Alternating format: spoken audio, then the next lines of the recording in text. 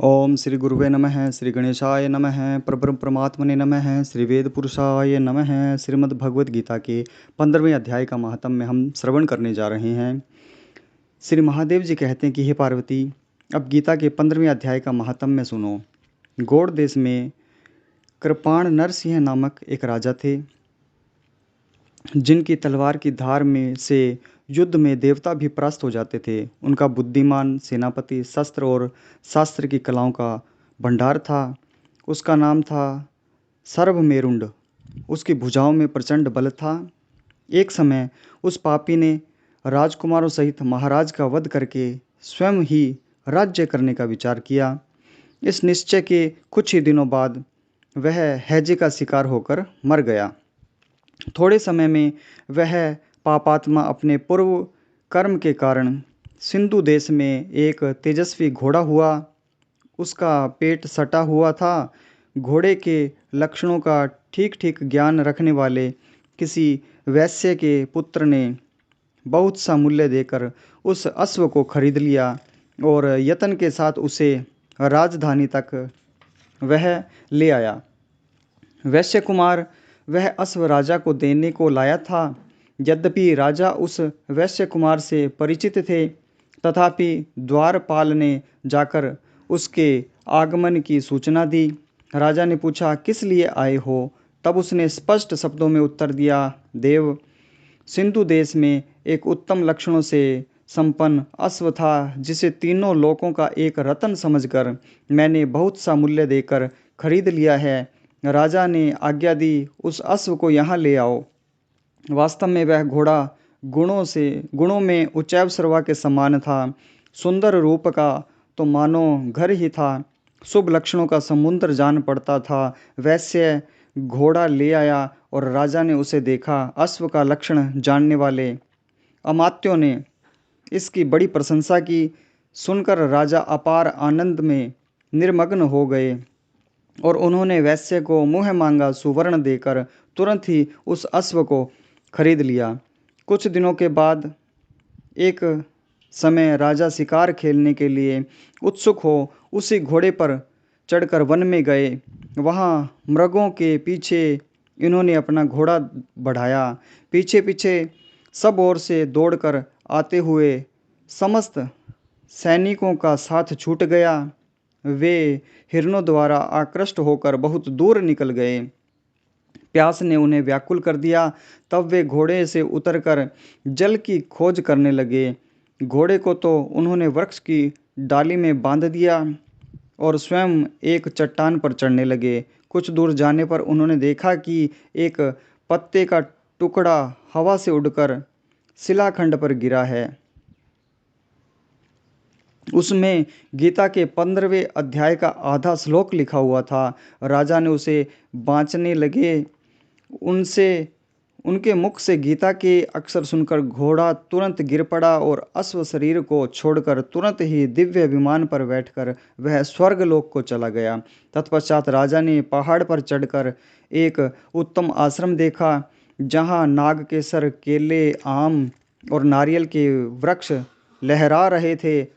आश्रम के भीतर एक ब्राह्मण बैठे हुए थे, जो संसार की वासनाओं से मुक्त थे। राजा ने उन्हें प्रणाम करके बड़ी भक्ति के साथ पूछा, ब्राह्मण, मेरा अश्व जो अभी अभी स्वर्ग को चला गया है, उसमें क्या कारण है? राजा की बात सुनकर त्रिकालदर्शी, मंत्रवेता एवं महापुरुषों में श्रेष्ठ विष्णु शर्मा नामक ब्राह्मण ने कहा, राजन, पूर्व काल में तुम्हारे यहाँ जो सर्वमेरुंड नामक सेनापति था, वह तुम्हें पुत्रों सहित मारकर स्वयं राज्य हड़प लेने को तैयार था। इसी बीच में हैजे का शिकार होकर वह मृत्यु को प्राप्त हो गया। उसके बाद वह उसी पाप से घोड़ा हुआ था। यहाँ कहीं गीता के 15वें अध्याय का आधा श्लोक लिखा मिल गया था। उसे ही तुम बाँचने लगे। उसी को तुम्हारे मुख से सुनकर वह अश्व स्वर्ग को प्राप्त हुआ है। तदंतर राजा के पार्श्ववर्ती सैनिक उन्हें ढूंढते हुए वहां आ पहुँचे। उन सब के साथ ब्राह्मण को प्रणाम करके राजा प्रसन्नतापूर्वक वहां से चले और गीता के 15वें अध्याय के श्लोकाक्षरों से अंकित उसी पत्र को बाँच बाँच कर प्रसन्न होने लगे। उनके नेत्र हर्ष से खिल उठे थे। घर आकर उन्होंने मंत्रवेता मंत्रियों के साथ अपने पुत्र सिंहबल को राज्य सिंहासन पर अभिषिक्त किया और स्वयं 15वें अध्याय के जप से विशुद्ध चित्त होकर मोक्ष प्राप्त कर लिया। बोलिए शंकर भगवान की जय हो, नारायण भगवान की जय हो। यह हमने श्रीमद् भगवत गीता के 15वें अध्याय का महात्म्य श्रवण किया है। अब हम गीता के 15वें अध्याय का श्रवण कर रहे हैं। ओम श्री परमात्मने नमः।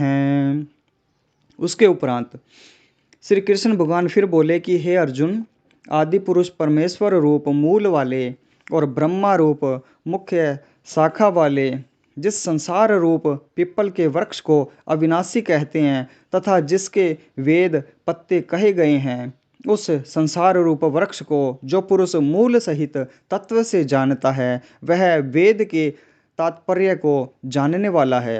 हे अर्जुन, उस संसार वृक्ष की तीनों गुण रूप जल के द्वारा बड़ी हुई एवं विषय भोग रूप कोपलों वाली देव, मनुष्य और तिर्यक आदि योनि रूप शाखाएं नीचे और ऊपर सर्वत्र फैली हुई है तथा मनुष्य योनि में कर्मों के अनुसार बांधने वाली अहंता, ममता और वासना रूप जड़ें भी नीचे और ऊपर सभी लोकों में व्याप्त हो रही है। परंतु इस संसार वृक्ष का स्वरूप जैसा कहा है वैसा यहाँ विचार काल में नहीं पाया जाता है, क्योंकि न तो इसका आदि है और न अंत है तथा न अच्छी प्रकार से स्थिति ही है। इसलिए इस अहंता, ममता और वासना रूप अति दृढ़ मूलों वाले संसार रूप पिप्पल के वृक्ष को दृढ़ वैराग्य रूप शस्त्र द्वारा काटकर उसके उपरांत उस परम पद रूप परमेश्वर को अच्छी प्रकार खोजना चाहिए कि जिसमें गए हुए पुरुष फिर पीछे संसार में नहीं आते हैं और जिस परमेश्वर से यह पुरातन संसार वृक्ष की प्रवृत्ति विस्तार को प्राप्त हुई है, उस ही आदि पुरुष नारायण के मैं शरण हूँ। इस प्रकार दृढ़ निश्चय करके नष्ट हो गया है मान और मोह जिनका तथा जीत लिया है आसक्ति रूप दोष जिन्होंने और परमात्मा के स्वरूप में है निरंतर स्थिति जिनकी तथा अच्छी प्रकार से नष्ट हो गई है कामना जिनकी, ऐसे वे सुख दुख नामक द्वंद्वों से विमुक्त हुए ज्ञानी जन उस अविनाशी परम पद को प्राप्त होते हैं।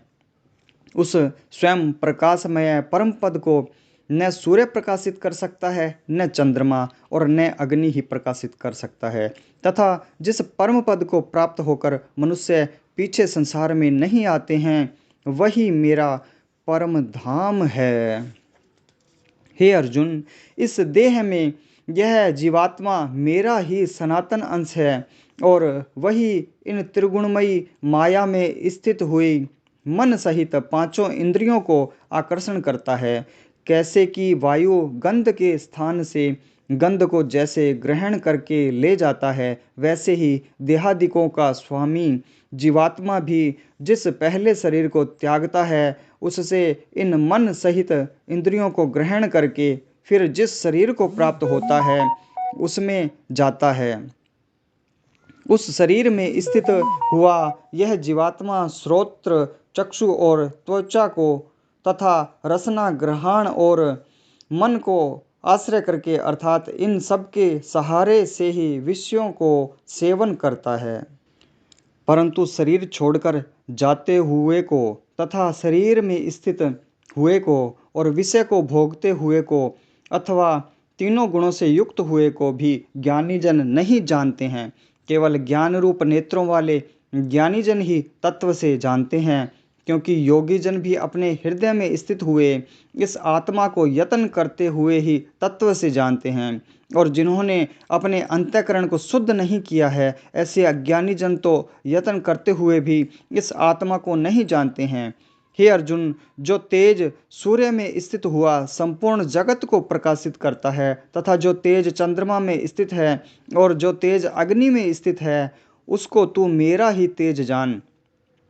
और मैं ही पृथ्वी में प्रवेश करके अपनी शक्ति से सब भूतों को धारण करता हूँ और रस स्वरूप अर्थात अमृतमय चंद्रमा होकर संपूर्ण औषधियों को अर्थात वनस्पतियों को पुष्ट करता हूँ तथा मैं ही सब प्राणियों के शरीर में स्थित हुआ वैश्वानर अग्नि रूप होकर प्राण और अपान से युक्त हुआ चार प्रकार के अन्न को पचाता हूँ और मैं ही सब प्राणियों के हृदय में अंतर्यामी रूप से स्थित हूँ तथा मेरे से ही स्मृति ज्ञान और अपोहन होता है और सब वेदों द्वारा मैं ही जानने के योग्य हूँ तथा वेदांत का कर्ता और वेदों को जानने वाला भी मैं ही हूँ। हे अर्जुन, इस संसार में नाशवान और अविनाशी भी यह दो प्रकार के पुरुष हैं। उनमें संपूर्ण भूत प्राणियों के शरीर तो नाशवान और जीवात्मा अविनाशी कहा जाता है तथा उन दोनों से उत्तम पुरुष तो अन्य ही है कि जो तीनों लोकों में प्रवेश करके सबका धारण पोषण करता है एवं अविनाशी परमेश्वर और परमात्मा ऐसे कहा गया है क्योंकि मैं नासवान जड़ वर्ग क्षेत्र से तो सर्वथा अतीत हूँ और माया में स्थित अविनाशी जीवात्मा से भी उत्तम हूँ, इसलिए लोक में और वेद में भी पुरुषोत्तम नाम से प्रसिद्ध हूँ।